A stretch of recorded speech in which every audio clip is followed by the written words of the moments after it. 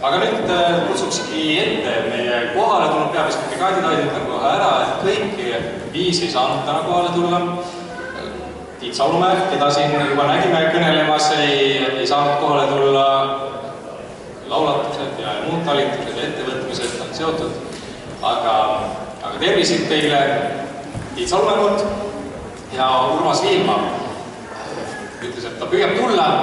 Kui jõuab, siis hilinemisega, aga kui ei jõua, siis ei jõua nii. Aga tervisid ka tema poolt. Aga kohal on meil Ove Sander.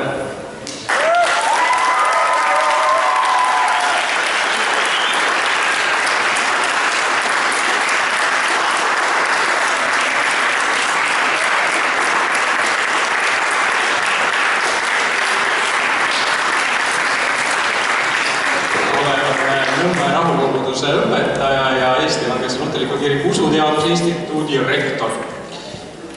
Ja siis meil on kohal Joel Luhamets.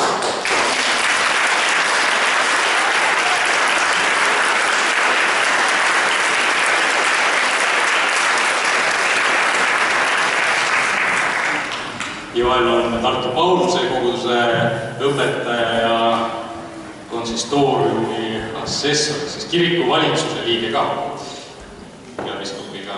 Koostööd teinud juba. Ja Tartu Praost. Ja siis on meil kohal Marko Tiitus.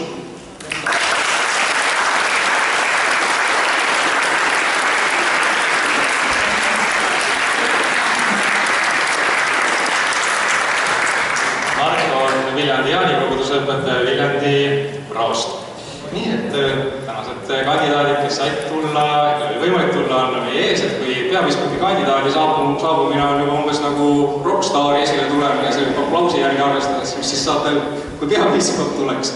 Aga rõõm kohtuda ja meil täna olen palunud siia seda jutuajamist modereerima Põhjaranniku, see on Ida-Virumaa ajalehti, Põhjaranniku ajakirjaniku, päris ajakirjaniku kohe, Teet Korsten on tema nimi.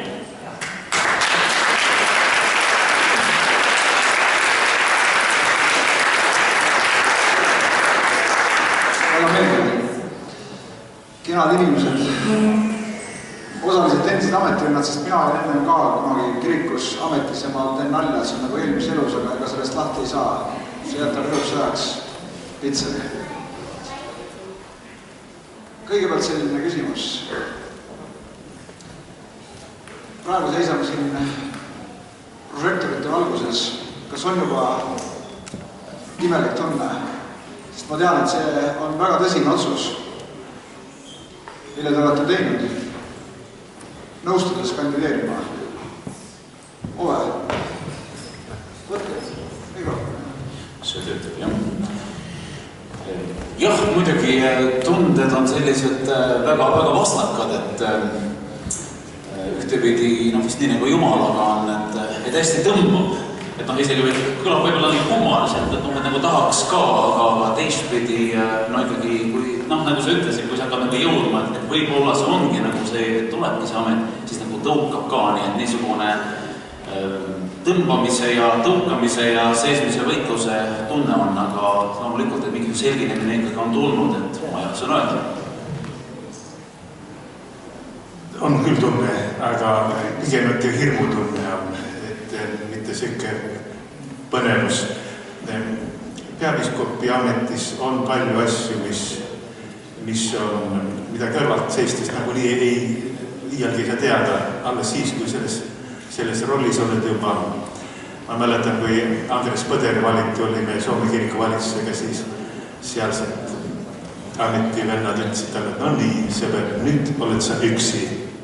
Et tihtipeale juhil on küll palju neid, kes rõõmsalt määratavad, aga tegelikult tihtipeale peab seisma üksinda Jumalaga asju tegema. Kahtlemata teised peavad olema sul kõrvad ja nendega koos teha, aga siin on koorem ja ma arvan, et see nõrkuse tunne on vajalik tunne, et selles ametis nagu Jumala juhtimist või Jumala selgust otsida. Aitäh, minul on väga hea tunne. Ma ei tea, võib-olla on põhjus selles, et ma olen nädal aega puhanud ja tulen otse mere äärest sauna ehituselt. või ei oska ma nii väga pabistada. Tegelikult eks see enesega ja Jumalaga heitlemise kohad on ära olnud muidugi mõned kuud tagasi, kui tuli see otsus teha, kas öelda jah sõna siis kandideerimiseks või mitte, aga ma püüan käia elus nii, et kui otsus on tehtud, siis tagantjärgi seda mitte enam tõdeda ja usaldada siis selles, mis juhtub Jumalat. Ja võib-olla nii palju ka, et minu meelest ikkagi luterliku arusaama järgi peapiiskop enne kõike on üks kirikuõpetaja teiste hulgas, mis siis, et tõesti laiema töövaldkonna ja vastutusega ja ma mäletan seda hetke, kui 16 aastat tagasi ma tõesti väga pikalt põdesin ja kaalusin, et kas kirikuõpetajaks minna, et kas esitada oma avaldus pastoraalseminari vastumiseks. Ja siis oli küll nii, et see oli hästi-hästi keeruline, aga ma mäletan seda tunnet, et kui avaldus oli viidud konsistooriumisse ja ma tulin sealt Toompea mäest alla, et elus ei ole nii kerget tunnet olnud, nagu tiivad oleks saanud. Et mina olen oma sõna öelnud ja jäägu ülejäänu nende kätte, kes on kutsutud ja seatud otsuseid tegema ja Jumala kätte, nii et tore on. Ennem tehti siin Apple märgile antireklaami, selle pärast kiilus kinni ja nüüd alustaks sealt, kui asi pooleli jäi. Et Tiit Salumäed me juba nägime, keda paraku meie hulgas siin praegu ei ole. Aga kas teie võiksite ennast lühidalt tutvustada? Öelda esiteks, kui vana, kust pärit ja üks asi, mida ma paluksin öelda, et kes on sinu suurim vaimulik eeskuju, keda sa esile tooksid? Jah, jätkan siis, et 42 aastat vana on abielus 4 tütart. Pärit olen Tallinnast, kus olen siis sündinud kasvanud, et 3. põlve tallinlane, kuigi nüüd läheb 10 aasta mul Viljandis ja vahepeal ka juurukogudust olen teeninud.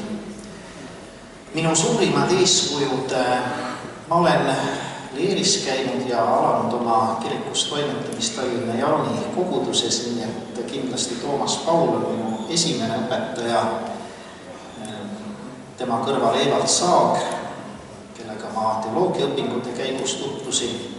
Et võib-olla need 2 ja läbi nende peegelduste ja läbi kirjutiste, siis ma loen ennast ka Uku Maasingua austajaks ja õpilaseks, kuigi ma ei ole teda oma silmaga näinud, aga et tema selline koolkond või tema õpilased ma olen märganud on need, kes on mind kõige rohkem kujundanud.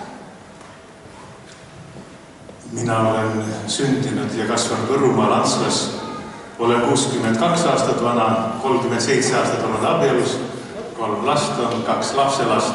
Minu isa ordineeriti 10 aastat pärast mind kirikuõpetajaks, ta oli olnud eluaegne köster ja poeg on 7 aastat tagasi, 8 aastat tagasi ordineeritud kirikuõpetajaks.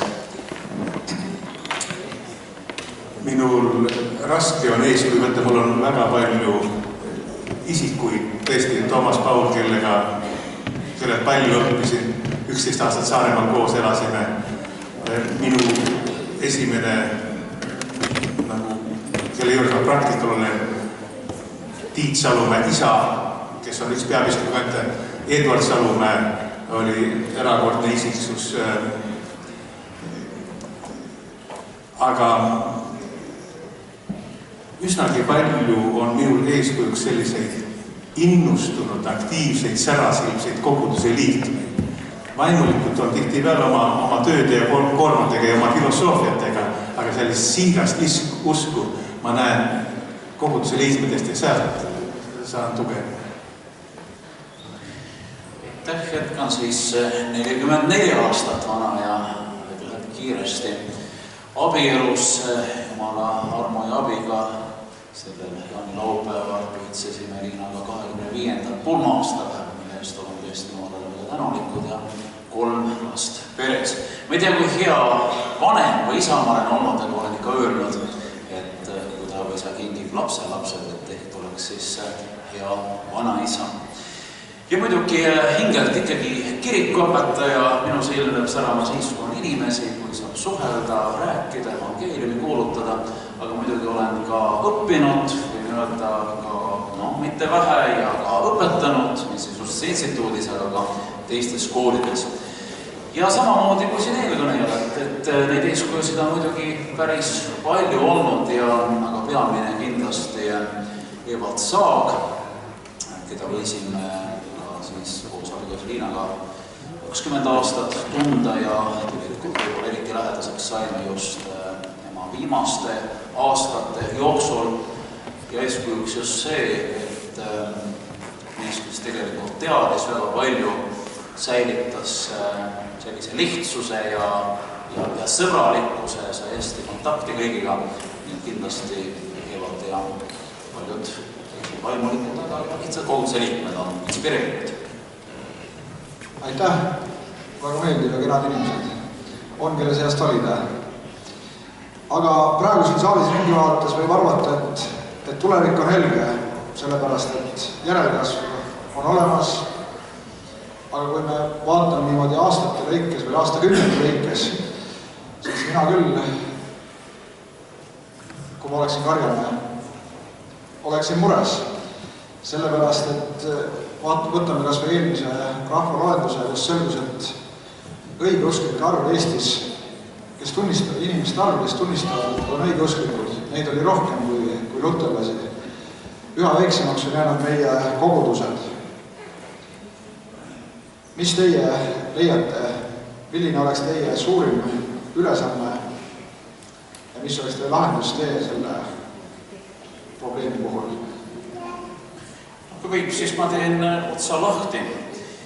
Eks asi sõltune ka sellest ka, et kuidas pidi vaadata, et kui nüüd võtta neid statistikaid ja eks seal ole ka nagu omad probleemid natuke olnud, miks need arvud sellised on, nagu nad on, et siis võib-olla ongi nagu asi murelik.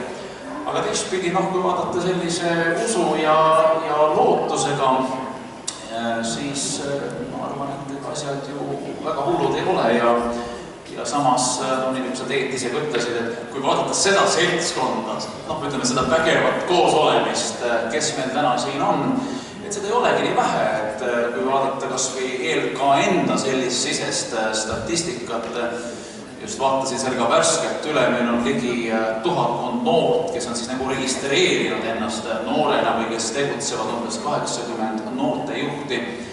Nii et jah, ega asjad võib-olla väga pahad ei ole, aga kindlasti loomulikult eks igal kandidaadil on selline oma nägemus, mida teha ja kuidas edasi minna.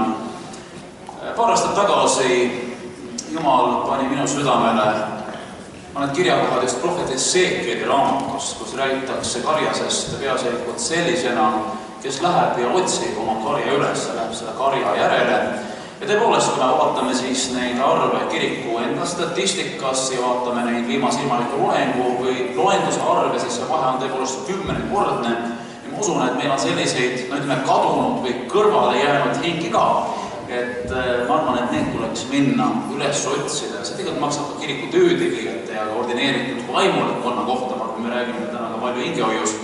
Aga see on kindlasti üks, mille nagu mina tahaksin tõsiselu panna ja teil on muidugi missioonitöö ikkagi ja see sõna võib-olla ei ole kõige parem ja õnnestunum, aga Kristuse juurde on alati kuulnud sõnakuulutus ja meile lihtsalt Jumal neid vahendeid missiooni kuulutada ja ma usun, et kõige olulisem meie enda elu eeskuju, et siin enne Taavo Kiirega rääkisime ja on üks rõõmus mees kogu aeg olnud ja tõepoolest, et me ise oleme nii ilmalikult surnumatti, et me ei paelu kedagi, aga kui see rõõm Kristusest ja lunastusest on meie südames, et siis on ikkagi lootust ka kiriku mõttes, aga Urmas on tulnud meile lisaks ja see suurendab meie rõõmu.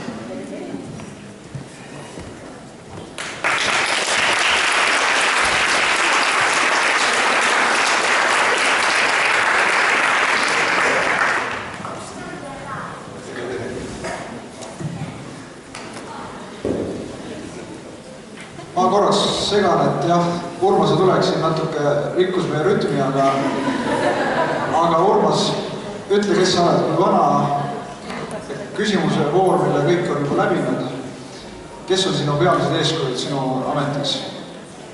Las ma nüüd lõtsutan natuke.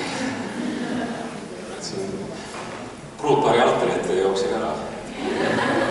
selle lõõtsutamise pikkuse järgi saab öelda, kui heas füüsilises vormis see on, nii et vaatame. Nii, minu nimi on Urmas Viilma. Olen toomkoguduse õpetaja Tallinnas. Ja kes minu eeskujud on, ma usun, et küllap on siin juba kõlanud nimi Evald Saag, kes on mindki sellel teel aidanud samme seada. Täna on eeskujusid muidugi paljusid, aga ma arvan, et on inimesi, kes on just teatud nurga alt ühes asjas eeskujuks ja teises küsimuses teises asjas eeskujuks. Ja ma usun, et kõik needki vennad mu kõrval siin on igaüks mõnes asjas mulle eeskujuks. Aga ma ei taha seda rühmi rohkem, sest segi ajal, mida ma võiks mingi kohta võtta nimetama ka milles ja see on tõsi. Jah, ennem siin just mainiti ühte asja, et Ove ütles, et sageli on vaimulikud nagu surnumate näole, siis mulle meenus praegu üks Joeli raadiojutlus. Ma võin selle loo praegu rääkida, see on tema raadioütlusest pärit anekdoot võib öelda. Et kogudus ootab uut vaimulikku.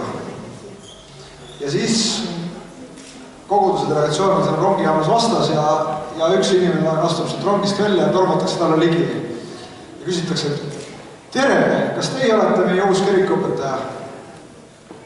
See inimene vastab, ei, mul on lihtsalt maohaavad. Ja siis ma saan aru, et Joel, sina ei ole selline. Kuna sa rääkisid ise selle loo, on see sinu räägitamist? Ma olen seda edasi rääkinud, seda varem räägitud ka.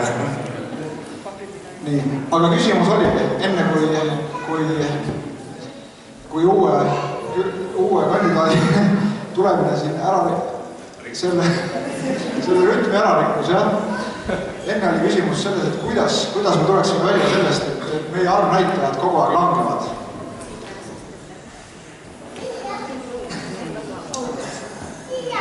Me lähteme sellest seisukohast, et tegelikult normaal on see, et iga inimene vajab Jumalat.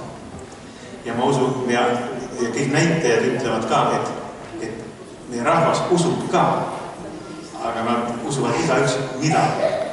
Ja see teadmatus, usuline teadmus on suur. Ma arvan, et meil on luterlik kirik on väga palju panustanud teadliku usuliste hoiakute ja seisukohtade peale. Võib-olla need kirikud, kus on selline müstika pool ülekaalus, praegusel segasel ajal võidavad rohkem. Aga meie kiriku olukorra väärtuses on ikka usulise hariduse andmine, ehk kuulutustöö, aga praegu, mis on tekkinud sellised kristlikute koolide või igasugune noorsoo kristlik kasvatus on see, mis võib meie kiriku või päästa või üldse meie rahvusel, muidu meid tekib üks metsik, selline igaüks usub, mida tahab. Meil peab olema usuline haridus. See võib olla, et päästab meid. Jah, palju olulisi asju juba ära öeldud. Ma arvan küll tegelikult niimoodi, et see arvnäitajate kahamine kestab veel mõne aja või et seda pöörata siin mingisuguste vahenditega kohe tõusnud. Mina küll sellist mingit valimislubadust ei julge välja anda. Eks me peame ju arvestama ka seda, et tegelikult kahaneb ka rahvaarv, inimesed liiguvad. Me elame vabas maailmas täna, kus kedagi kinni ei ole võimalik hoida. Viljandi, kus ma ise tulen, ma ei saa öelda, et ei oleks noori koguduse juures, et neid ei tuleks veeli, aga paraku on nii, et see liikumine sealt ära Tartusse, Tallinna mõne aasta pärast, kellel juba on vered, siis Soome, Norra suunal on ikkagi väga arvestatav, ehk tulevad ka mõnel hetkel tagasi, eriti kui me neid hästi otsime, aga et igasugused statistilised näitajad tuleb panna konteksti.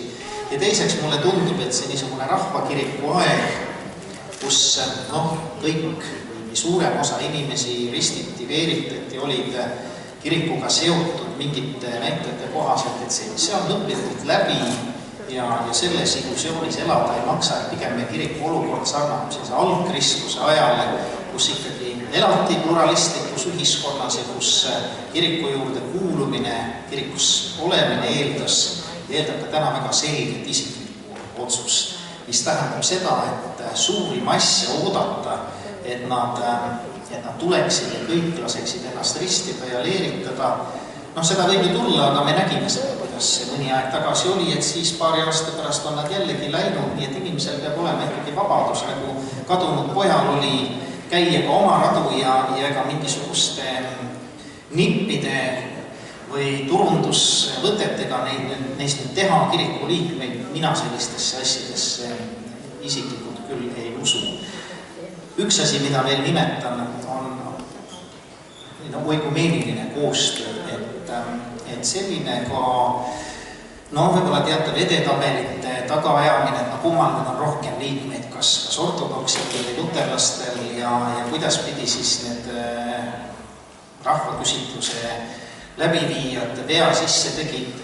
Ühtpidi oluline küsimus ja teistpidi ma arvan üldsegi mitte, et tegelikult just noorte pealt on näha, ja mina olen küll näinud ja ka mõnes mõttes õppinud, et tänapäeval ei identifitseerita ennast enam nii selgelt ühe konkreetse kogudusega, vaid liigutakse mööda erinevaid kogudusi seal, kus on inimesi koos, kus Jumala vaim teeb oma tööd ja võib-olla ei olegi nii oluline, ma olen just Viljandi Jaani või Tallinna Jaani koguduse liige või ühel hetkel isegi luterliku kiriku liige, aga et kui inimene on Kristuse juures ja kui me siin saaksime sellisest konkurentide mentaliteedist võib-olla rohkem üle ja üheskoos mõtleksime, kuidas seda rahvast, kes elab niisuguses vaimses sageli vaakumis rohkem tuua üldse Kristuse juurde, et siis me kõik võidaksime.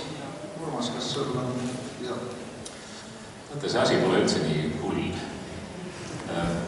Kui paljud käisid laulu peal või tantsu peal?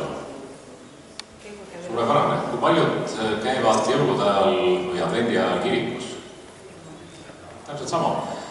Laulupeol käis umbes 200 000 inimest ja meid nimetatakse laulurahvaks. Eestlased on laulurahvas. Küsitluste järgi käib jõuluperioodil kirikus 2 korda sama palju inimesi.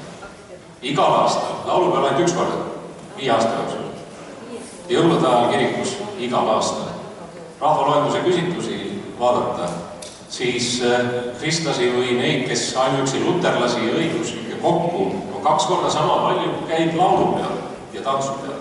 See tähendab, et kui me nimetame ennast laulurahvaks, sellepärast, et 200 000 inimest käib laulu peal ja tantsu peal, siis me võime ennast nimetada kristlikuks rahvaks, kui 2 korda sama palju ütleb, et nad usuvad Jumalasse. Ehk siis igal aastal ja igal nädalal laulupeol käia on ka 200 000 ilmselt keeruline käia. Aga 5 korda või 1 kord 5 aasta jooksul, seda on ju lihtsam teha. Aga kirikus peab käima igal pühapäeval.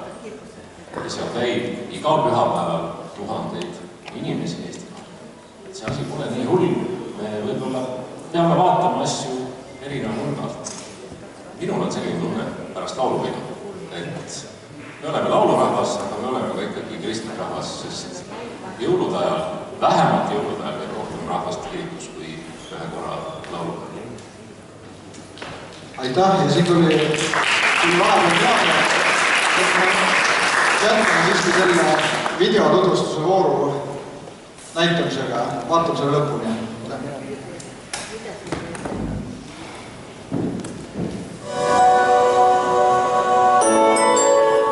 Mina olen rõhutanud seda, et peapiiskopiks ei kandideerita, vaid peapiiskopiks kutsutakse. Tõsi, ma olen andnud nõusoleku olla kandidaat, aga üks vana tarkus ütleb küll niimoodi, et kes läheb konklaavile paavstina, see tuleb sealt kardinalina tagasi. Nii et kõik on Jumala ja kirikukogu käes. Ma teen kogu oma teenimistööd kirikus ju ikka selleks, et ma arvan, et Jumal on mind kutsunud siia kirikusse teenima. Ja ma olen ka oma ametivande andnud ja lubanud, et ma teen seda, milleks kirik mind kutsub. Ja ma arvan, et see on ka põhjus, miks ma olen valmis selles ametis nendeks väljakutseteks, aga eelkõige on see ikkagi Jumala riigi töö. mõned inimesed, head sõbrad, kes mul on olnud lähedased, on mind pannud mõtlema, et võib-olla tõesti, ja kui nüüd see sinagite voor tuli ja sind sealt nüüd üles tõsteti, tegelikult ju Virust ka hästi ootamatult, et siis nagu hakkasidki mõtlema, mine sa tea. Aga see on erinev võitlus minu enda südames, et ühelt poolt tõesti nagu seda tunnet, et tahaks küll ja ei teeks ka midagi. Aga teiselt poolt, kui see hakkab kohale jõudma, see on niisugune tunne, et ostaks kähkapileti ja põgeneks minema. Et niisugune tahe ja hirm tegelikult on mõlemad koos sees. Arvan, et see on hea võimalus kiriku tuleviku ja elu suhtes kaasa rääkida. Ja muidugi on soov kaasa aidata, et meie kirik leiaks kõige sobivama kandidaadi sellele ametipostile. Ma armastan Eesti kirikut. Ma olen olnud selle kiriku liige 25 aastat ja kogu aeg olen ma midagi teinud. Minu esimene ametikoht oli Tallinna Jaani koguduse majahoidja kojamees.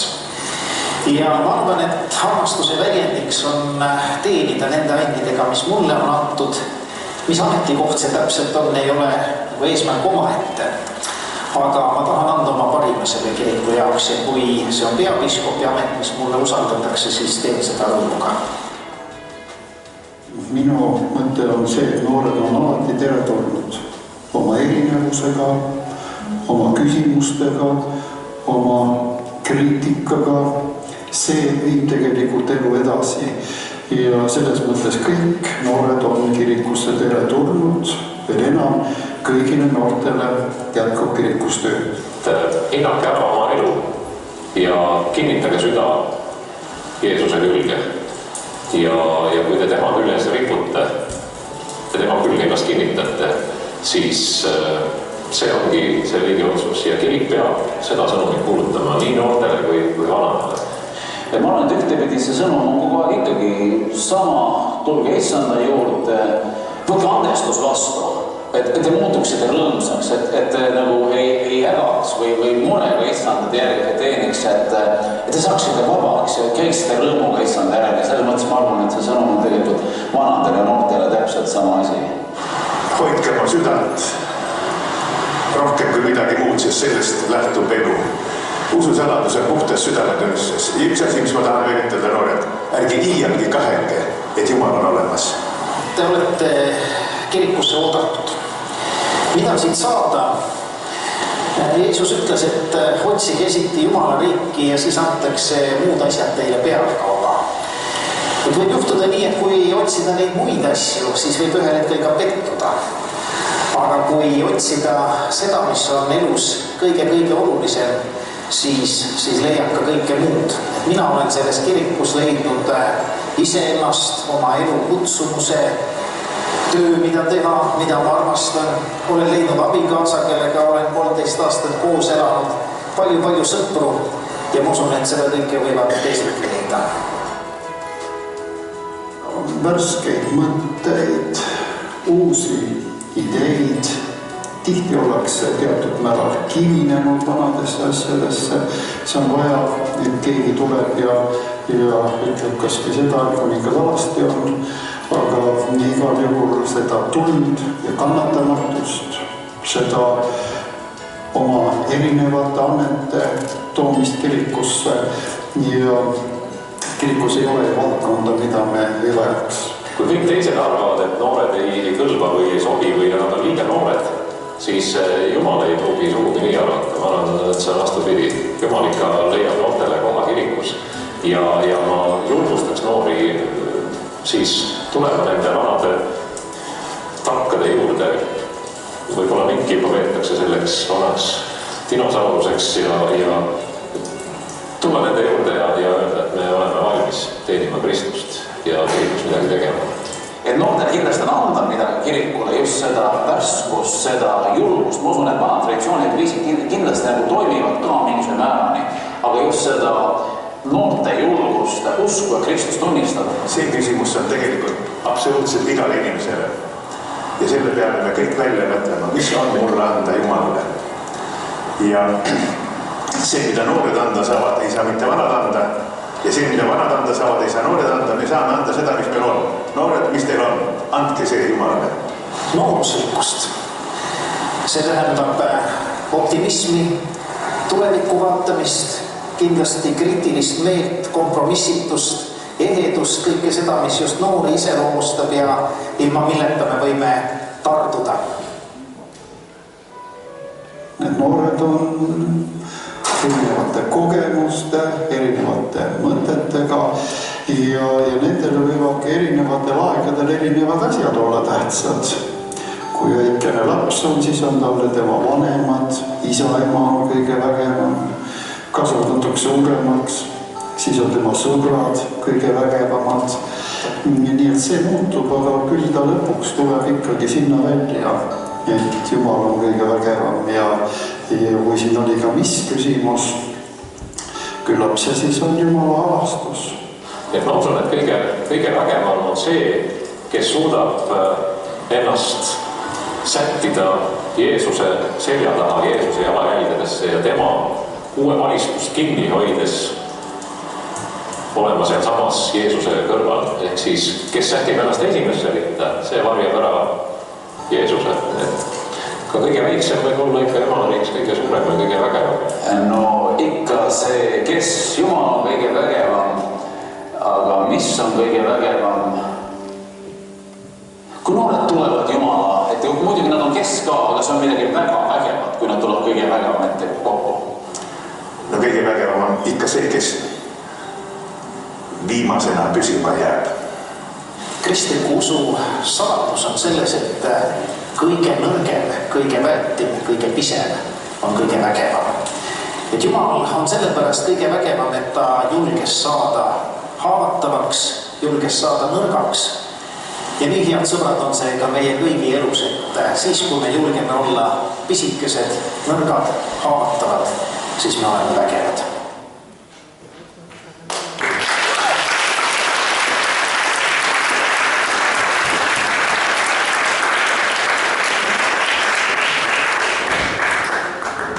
Siin juba küsiti, et mis on kõige alus ja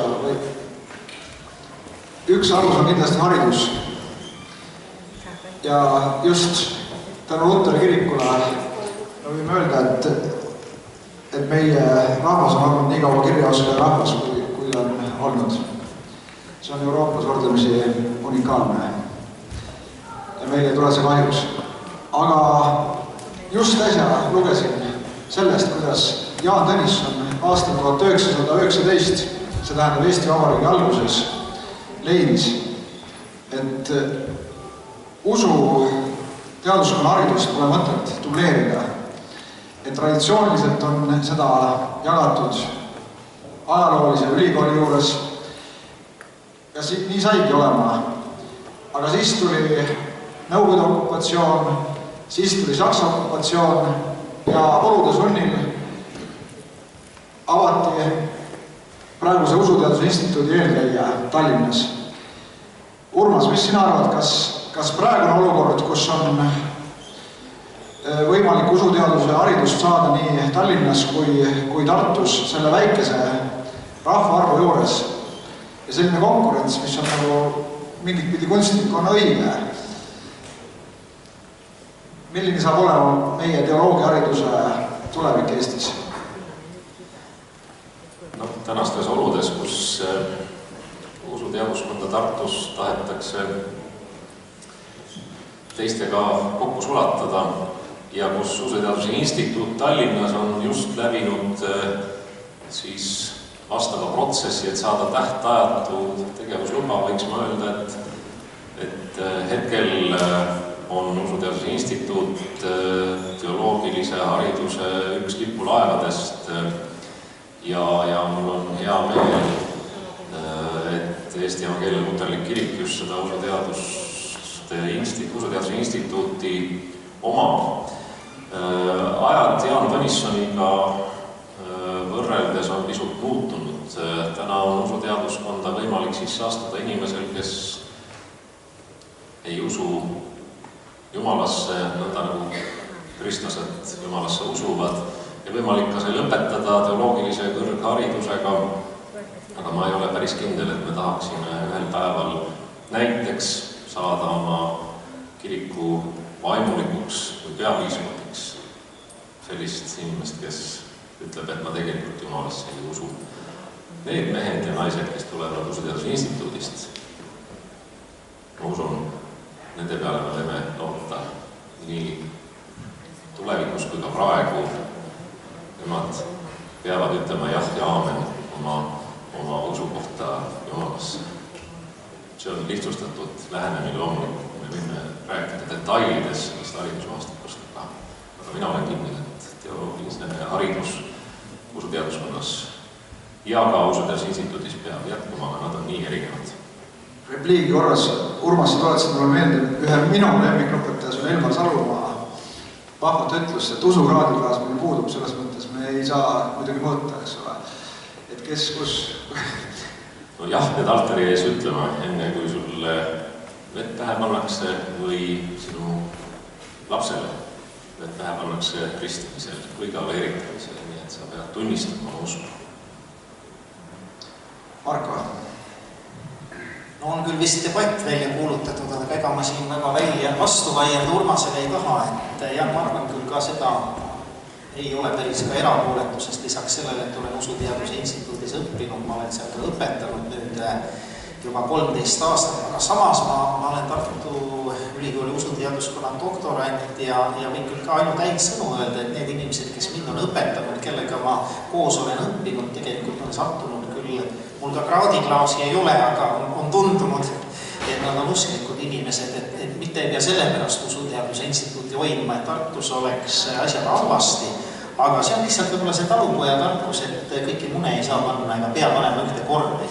Ja muidugi see on, et meil ikkagi kirikuna ei ole Tartu Ülikoolis toimuvat võimalik mõjutada või on seda väga vähesel määral, et see Usuteaduse Instituut või oma kool täna, ma arvan, Luteri kirikule on vaja, no nii nagu noored on vajalikud selleks, et mitte lihtsalt, et tore on järelkasvu, aga et noored inimesed oma olemasolu, oma hoiakutega muudavad nooruslikumaks ka 70-ndasid, et sama asi on oma teoloogilise kõrgkooliga, et see on tervele kirikule vajalik, et tegeldakse ikkagi kirikus teoloogiaga, tegeldakse koolitusega, tegeldakse haridusega, nii et nii kaua kui vähegi saab.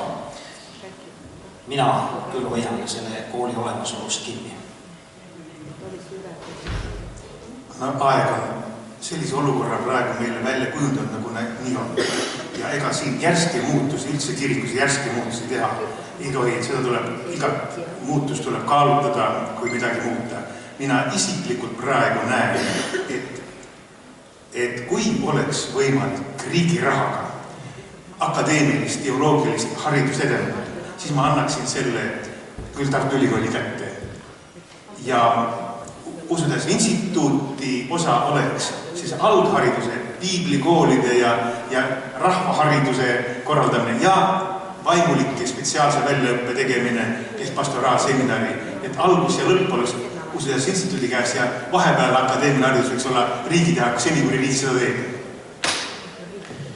Aitäh, see on üks... Ove peab siin ütlema, et ta ei ole päris erapooletu, eks ole, selles küsimuses kui rektorina Usuteaduse Instituudi rektor. Mina hoopis tahtsin öelda seda, et see on üks minu eluseselt kaunimaid hetki, et ise ei peagi vastama, et tegelikult see, mida ma mõtlen ja mida ma öelda tahtsin, on nende poolt väga ilusti ära öeldud ja loomulikult see küsimus on igati põhjendatud, kui mõelda 16. sajandi traditsioonidele, kus teoloogiat tegelikult on ülikoolis õpetatud mõeldes meie ressursile, aga lihtsalt väga lühidalt julgen küll öelda, et otsus hoida oma kooli uksed avatuna, ma usun, see on olnud prohvetlik ja usun, et me seda tulevikus näeme. Me oleme praegu praostkonnas, mille nimi on Viru praostkond. Ulatub territooriumilt siiamaani vist üks suuremaid või kõige suurem Eestis. Ja Viru praostkonna praost Peeter Kaldur, lugesin tema eelmise aasta aruannet ja tuli ta seal välja sellise seisukohaga, jõudis selle tõdemuseni, et meie kirik vajab haldusreformi. Meil on praegu 166 kogudust Eestis, aga samas vähestel neil on oma õpetaja. Üks õpetaja käib mitme koguduse peal. Kogudused, mõni kogudus on tõesti killukene. Selline lihtne küsimus. Äkki meie kirik saab enne maha haldusreformiga, kui seda suudab teostada Eesti Vabariik? Mikkel on minu käest täna jumala asju vahvalt juhtinud, on haridusküsimus, see hakkab Urmas peale küll haldusküsimus, siis on see minu käes, aga ma luban, et ma ei tarvita pikalt seda mikrit enda käes. Noh, jah, loomulikult sellest on räägitud ja ma arvan, et suhtetusparadigmas ei peaks selliseid reforme üldse kuidagi väga traagiliselt nägema, et eks kirik kogu aeg reformeerub ja uueneb. Aga võib-olla asja on nagu lihtsam mõista siis, kui vaadata eri tasandeid kirikus, vaadata koguduse tasandit, sellist kesktasandit, praoskonnas kiriku juhtimist ja ma väga lühidalt reageerin, mõtleks nõnda, et minu meelest koguduste tasandil on asjad päris kenasti korras. Et see on küsimus natukene sellest, et millisena oma kiriku homset päeva ette näha, et kui tõesti näha, et see on selline nagu tänane või veel kehvem, et me kiriku on kahanev, asi on selge, et tuleb hakata kogudusi sulgema või liitma, aga kui siiski loota ja uskuda ja palvetada, et issand on meie kass ja siiski ka meie numbrid võiksid veel suureneda, mina ei paneks kätt koguduse numbri külge. Loomulikult ma looksin küll teatud sellised mehhanismid, et kogudusi saaks liita ilma likvideerimata, aga mida rohkem kogudusi, seda rohkem ka evangeeliumid. Palju tähelepanelikult ma vaataksin meie sellist järgmist praostide tasandit, nende vastutust, minu meelest siin on üks teatav nagu segadus, kui laiemalt kiriku juhtimist vaadata, täna praostid ju toimivad meil kui keskvõimu käepikendused või osakonna juhatajad peaksid seda tegema, aga kiriku õiguses sellised mudelid on nagu suhteliselt vähe, pigem ikkagi praostid esitavad oma koguduste lõpetajaid. See on pikem diskussioon natukene, aga minu meelest kõige rohkem reformi vajaks ikkagi see üleminut seal ja võib-olla see nagu kaarega küsimuse juurde, esimeste küsimuste juurde tagasi, et mis on nagu see piiskopi roll, et ta on suur roll, aga oluline on, et see piiskop ei oleks seal üksi, et oleks neid aitajaid ja minu nägemust mööda küll piiskoppe võiks olla rohkem, praegused peapiiskop Andres, piiskop Einar, 2 Andrest, nad on veel tublid, ma arvan, et oleks sinna veel juurde vaja ja kindlasti konsistoorium peaks suurenema, et kasutada seda kapatsiteeti ära, mis tegelikult meil on ka RK-s olemas. Nii et nõus Joeliga, et midagi sellist kiiret ei maksa ette võtta, aga samas just kesk- ja tipptasandil reformile tuleks tõsiselt. Küsimus oli selles, et kas kogudusi peaks kokku liitma. Ma arvan, et meil on selline territoriaalne süsteem ja 165 kogudust. Meil võiks tegelikult kogudusi rohkem olla. Ja igas koguduses on mingisugune aktiiv olemas. 4, 5, 10, 15 inimest. Üllatava see, et suuri massi ei ole, aga alati on mingi olemas. Kui kogudused kokku panna, siis me likvideerime selle kohapealse initsiatiivi. Ilmselt see on paratamatu, et kogudus peab teenima, üks vaimulik peab teenima mitut kogudust. Tegelikult üks suur kogudus koosneb ka paljudest väikestest kogudusest. Seal on laulukoorid, seal on piiblitunni külalised, seal on kes käivad diseepalvuses, seal on erinevad piibliringid, kes käivad koos, seal on pühapäevakool, on väga palju erinevad tegevused, kõik koguduse liikmed ei võta mitut, tulevad ainult kord nädalas kokku peateenistusele, muidugi elataksegi väikestes gruppides ja suhelda ei olegi võimalik mitme tuhande korraga, suhelda saati seal 4, 5 või 10 inimesega. Tegelikult osaluse jaoks rohkem vaja ei olegi. Ja selle suhtes koguduse vajaks likvideerida. Ma kujutan ette, et rahvas voolab ikka linnas, see paratamatu. Linnakogudused võiksid suuremaks ja tugevamaks saada ja linnakogudused võiksid maksta vaimulike palka ja linnakoguduse vaimulikud võiksid teenida maakogudusi, abiõpetajad võiksid teenida maakogudusi, teha seal tööd ja linnas saada palka.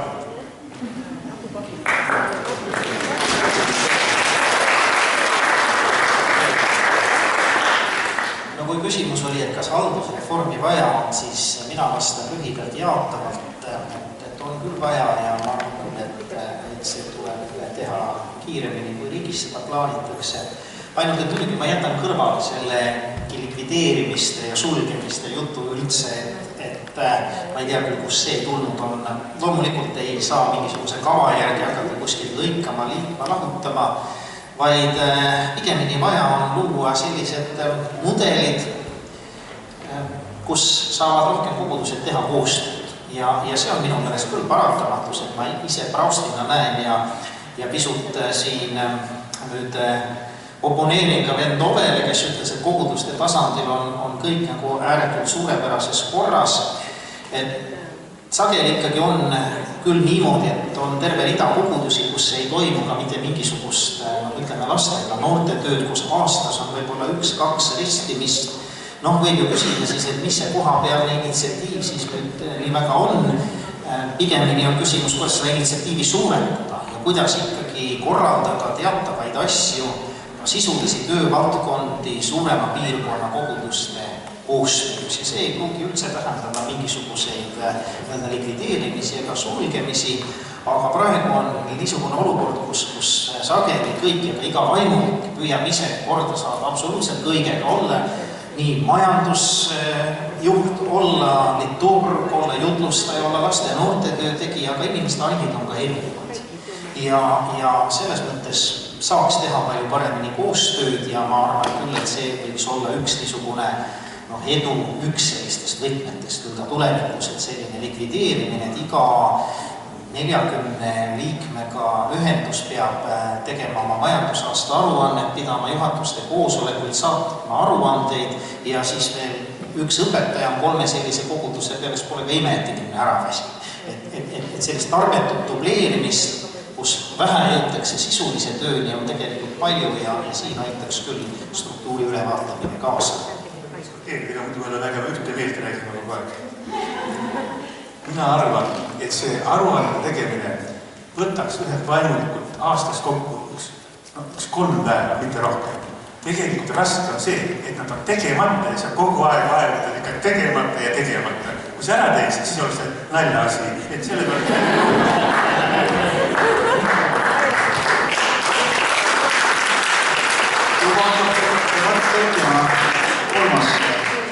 No, ma võtan vist selle debati jälle maha, ütlen, et ma olen teie kõigiga nõus. Et kui lühidalt öelda, siis tegelikult ega me kirikuid ju maalt ära ei vii, et seal on inimesi, tuleb maale tagasi tuua ja see on võib-olla rohkem riigi küsimus, aga eks kiriki on osa riigist. Aga kogudused on seal, kus on inimesed. Võib-olla ongi meil häda selles, et me oleme jäänud selle koguduse mõiste või termini juurde kinni. Tuleb korraldada inimeste teenimine seal, kus nemad on igal pool üle Eesti. See, kes kirjutab aruande selle teenimise kohta, kuhu see aruanne saadetakse ja kes siis neid numbrid lõpuks kokku liidab, võib-olla see tuleb ümber vaadata, tuleb nendes kohtades, kus inimesi teenitakse, tuleb võtta neilt ära siis seda koormust, mis ei ole seotud vahetult nende inimeste teenimisega ja võib-olla seda võiks siis nimetada haldusreformiks või reformiks, mida kindlasti on vaja teha, aga me ei tohi teha seda, mida Joel kardab ja õiglaselt või õigustatult kardab, et me justkui sulgeme inimeste suu või tegevuse teatud kohtades. Seda me ei tohi teha, me peame ikkagi pigem tõesti neid väikseid gruppe elavdama ja juurde tegema ja vaatama, kuidas me selle bürokraatiaga siis hakkama saame. Et siis ärme keskendu võib-olla selle koguduse mõiste juurde nõnda, et kui nüüd keegi enam aruannet ei esita, siis ta ei ole enam kogudus. Kogudus on ikka seal, kus on inimesed, kus 2 või 3 on koos ja Kristus on nende juures. Mul on õpetatud, ma ei mäleta, milline kirikuõpetaja seda kunagi ütles, et kui sa ei tea, kuidas käituda, siis mõtle, kuidas Jeesus olukorras käituks. Hiljuti ma ei olnud nõus meie praeguse peapiiskopiga. Tõsiselt mitte nõustusin temaga. Ma mõtlen Venemaal õigeusu kiriku ja fašistliku selline riigi sümbioos minu arust ei ole terve. Ja siis selle vastu astusid väga koloriitselt välja tüdrukud, kes kannavad sellist nime nagu bussiraiud. Ja siis meie peapiiskop asus valis nagu poole.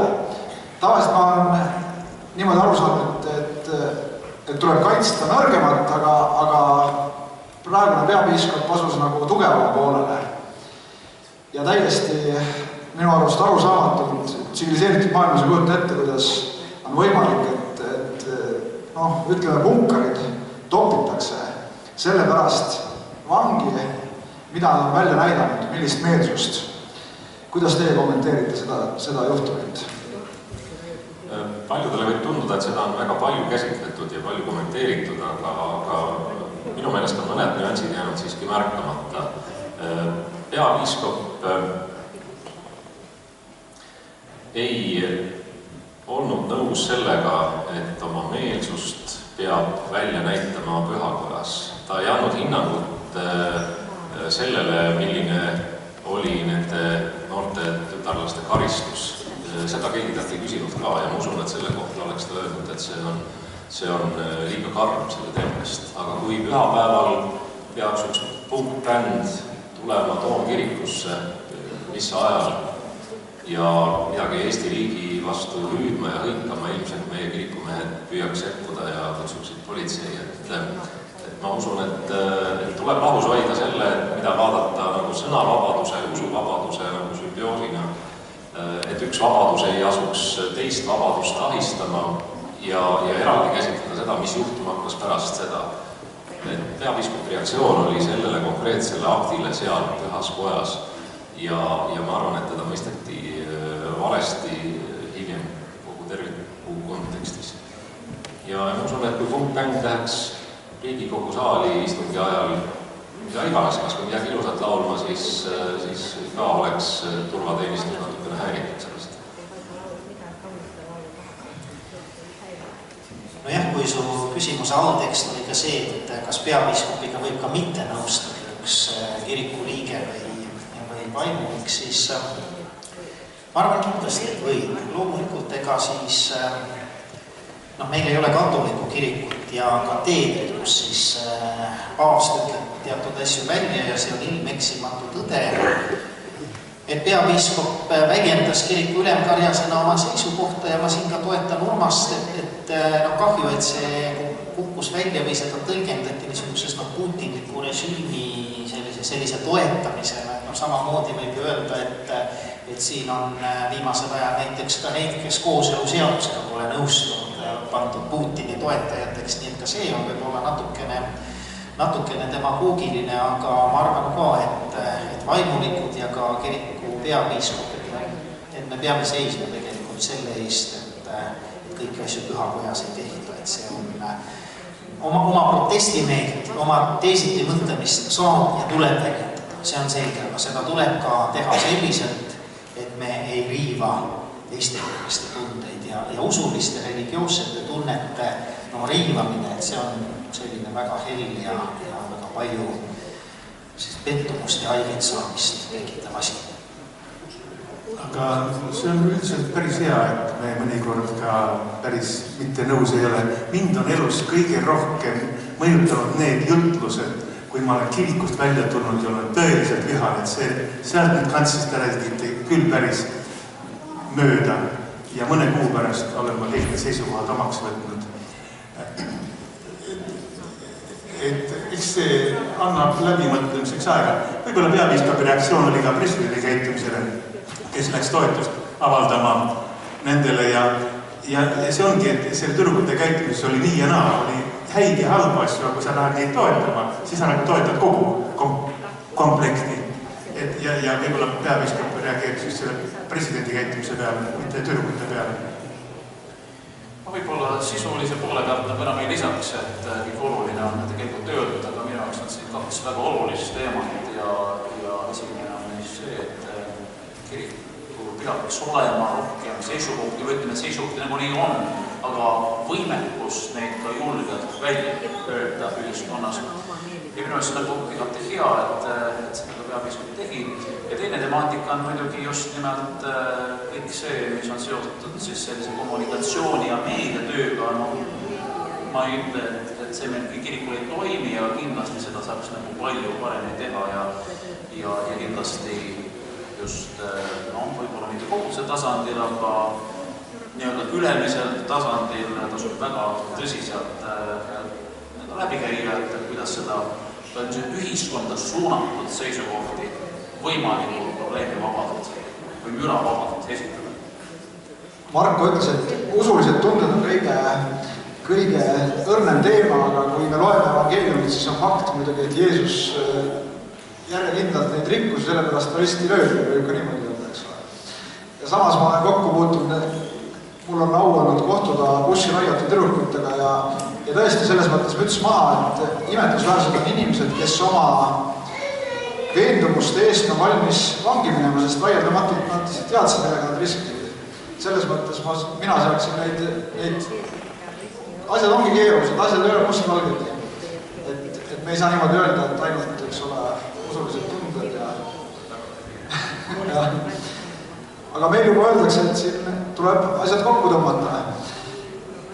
Mulle just tundus, et alles hakkas käima minema ja kindlasti Eesti Televisioon, kes on praegu siin kohal, saab innustust. November ei ole veel järgmine kuu, nii et loodame, et selle kena seltskonnaga võib veel kohtuda, kui mitte just siin selle pühakoja seinte vahel, siis vähemalt televisiooni vahelusel enne, tähendab, kui me kindlasti leiame nad kirikust, seal, kus nad teenivad, mitte ainult kirikust, eks ole, teenimise kohad on kõik paigad, kuhu me läheme. Soovin teile kõigile kauni suve jätku, tervist, vaimuteravuse jätku, kõik ilusad. Noored on toredad.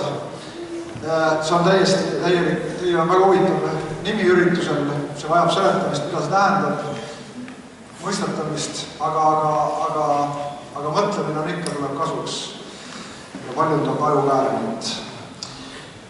Jõudu ja tervist, aitäh, suur tänu!